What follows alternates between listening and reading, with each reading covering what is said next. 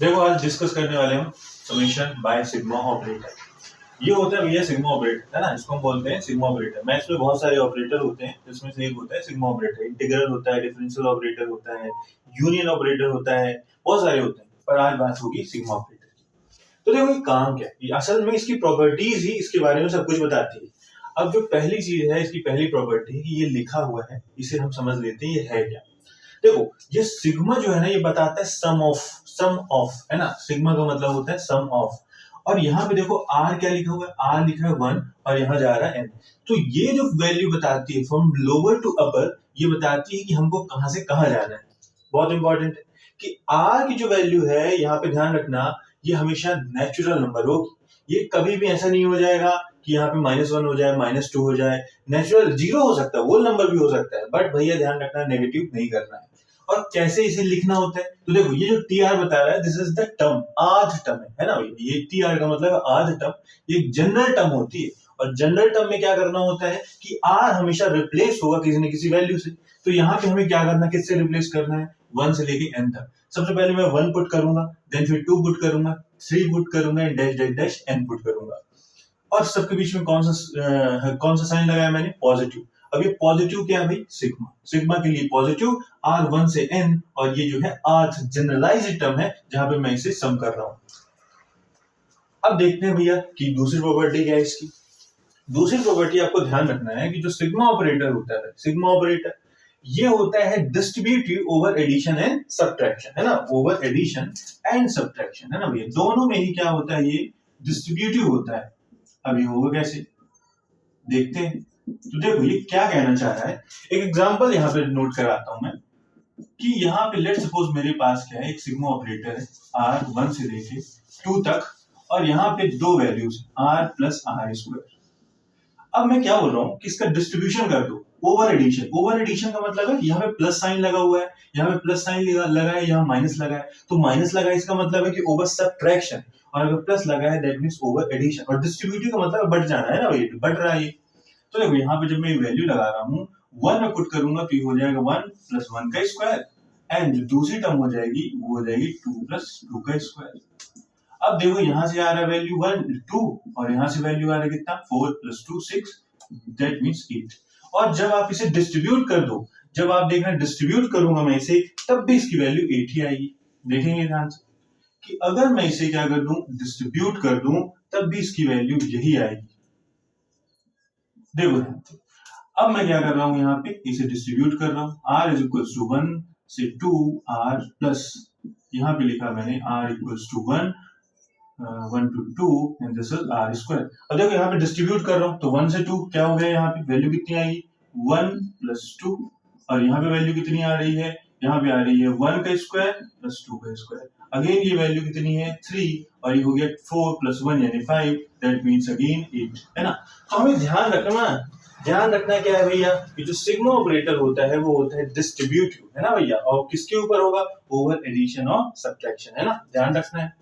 पर क्या ये मल्टीप्लिकेशन और डिवीजन में भी क्या सेम बात फॉलो होती है क्या, क्या ये डिस्ट्रीब्यूटिव होता है ओवर मल्टीप्लिकेशन एंड डिवीजन, क्या डिवीजन और मल्टीप्लिकेशन में भी डिस्ट्रीब्यूटिव होता है क्या। तो देखो भाई मैं आपको बता रहा हूँ कि ये बात जो होती है डिस्ट्रीब्यूटिव नहीं होता है ना भैया, मल्टीप्लिकेशन में भी डिस्ट्रीब्यूटिव नहीं होता है, और आपको ध्यान रखना है कि डिवीजन में भी जो सिग्मा ऑपरेटर होता है वो डिस्ट्रीब्यूटिव नहीं होता है। एग्जाम्पल से देखते हैं, एग्जाम्पल हम रखते हैं यहाँ पे कि मैं बोल रहा हूँ कि लेट सपोज कि ये सिग्मा है, ये r1 और ये है आपका 2, और यहाँ पे एक आपके पास है r upon r root of r। अब मैं बोल रहा हूँ कि यहाँ पे जब मैं इसकी वैल्यू का जब मैं इसे डिस्ट्रीब्यूशन लगा रहा हूँ, जो कि इक्वल नहीं होता है, जब मैं डिस्ट्रीब्यूशन लगा रहा हूँ तो मैं लगाऊंगा r इक्वल टू 1 से लेके 2, और यहाँ पे आ जाएगा आपका r, और यहाँ आएगा आपका r इक्वल टू 1 से 2 एंड रूट ऑफ r। अब इसमें वैल्यू पुट करो, वैल्यू जब पुट करेंगे तो ये होगा 1 प्लस 2 3, और ये वाला जो होगा वैल्यू हो जाएगा, ये होगा 1 plus root 2, again 3 upon 1 plus root 2। ये आ रहा है अगर मैं बोल रहा हूँ कि भैया डिस्ट्रीब्यूट हो जाए तो। पर देखो मैं बोल रहा हूँ कि डिस्ट्रीब्यूट नहीं होगा, और इसका एग्जांपल मैं आपको दिखा रहा हूँ कि r जो है मैं पहले 1 पुट कर रहा हूँ, तो ये हो गया 1 upon root 1 plus 2 upon root 2। ये दोनों सेम नहीं है, क्योंकि भैया जहां आप एलसीएम लोगे तो आएगा रूट 2 प्लस 2/√2।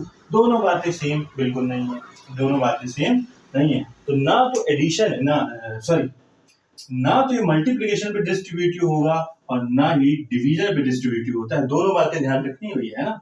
एडिशन और सब्ट्रैक्शन पे डिस्ट्रीब्यूटिव होता है और मल्टीप्लिकेशन और डिवीजन पे डिस्ट्रीब्यूटिव नहीं होता। साइन बड़ा इंपॉर्टेंट है, ध्यान रखें। अच्छा देखो, वन जो टर्म है यहाँ पे अगर लिखा है कि r 1 से लेके n है, इसका मतलब बोल रहा है कि वन जो है ना वो n टाइम्स लिखा हुआ है ना। इसका मतलब क्या है कि वन जो लिखा हुआ है n टाइम्स लिखा है, और किसी भी नंबर को अगर n टाइम्स सम करोगे तो वो n का मल्टीपल होगा, तो वन भी किसका हो जाएगा, n का मल्टीपल। तो देखो n आ रहा है ना वन से लेके, जैसे वन अगर 3 बार लिखा हो तो 3 हो जाएगा, वन अगर 5 टाइम्स लिखा हो तो 5 हो जाएगा, n टाइम्स लिखा होगा तो n हो जाएगा। अब यहाँ पे आते देखो, कोई भी कांस्टेंट का अगर किसी टर्म्स के साथ मल्टीप्लिकेशन है सिग्मा ऑपरेटर के अंदर, तो सिग्मा ऑपरेटर ये छूट देता है कि आप उस कांस्टेंट को बाहर कर दो, और होता है, ये बहुत नॉर्मल सी बात है। हमें ध्यान रखना है, ये बहुत important property, this is very important property, है ना, ये हमें ध्यान रखना है।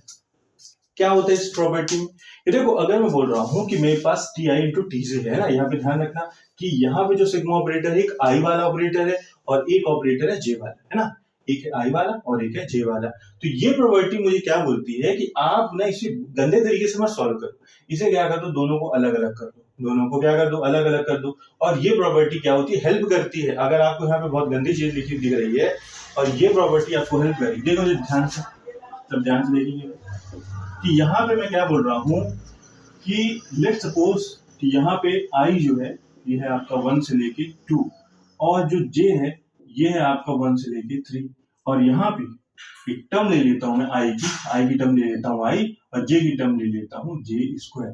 तो ये समझाना चाह रहा है कि आप ना इसे डायरेक्टली अलग अलग लिख दो कि i = 1 से लेके 2i, इसे अलग सॉल्व करो, और ये हो जाएगा j = 1 से लेके 3j², इसे आप अलग सॉल्व करो। ये दोनों बातें आप क्या कर सकते हैं, याद रख सकते हैं, इंपॉर्टेंट है ये। अब देखो, ये जो हमने पूरी कहानी पढ़ी, ये पूरी की पूरी कहानी, ये पूरी कहानी और ये पूरी कहानी, जो पूरी प्रॉपर्टीज पढ़ी हैं, ये पूरी प्रॉपर्टीज को एट द एंड आपको इसी चीज पे जाके सॉल्व करना है, और ये तीन के तीनों आपको याद ही रखने, बहुत ही इंपॉर्टेंट है। ये क्या बोलता है कि अगर r 1 से लेके n तक हो सिग्मा ऑपरेटर, और r ये क्या है, r टर्म है भाई, तो 1 में 1 जब पुट करोगे तो 1 बनेगा, 2 पुट करोगे तो 2 बनेगा, 3 पुट करोगे तो 3 बनेगा, और कहां तक पुट करोगे, n तक। इन सब का जो सम होता है वो होता है n+1/2। याद रखना है, ये आप इसे कैसे निकाल सकते हो, ab से निकाल सकते हो।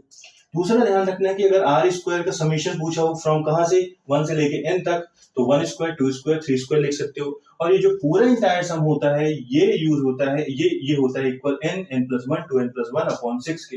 ये बहुत इंपॉर्टेंट फॉर्मूले हैं। तीसरा देखो कि r³ जो है, अगर r = 1 है और ये 1 से लेके कहां तक है, n तक है, तो आप इसे लिख सकते हो, क्योंकि r की जगह 1 पुट करोगे तो 1³ बनेगा, 2 पुट करोगे तो 2³ और ये डैश डैश डैश कितना हो जाएगा, n³। 1³ से n³ तक का जो टोटल सम होता है ये होता है n+1/2 का होल स्क्वायर। और ये सबका सब आपको ध्यान रखना है, बड़ा इंपॉर्टेंट है।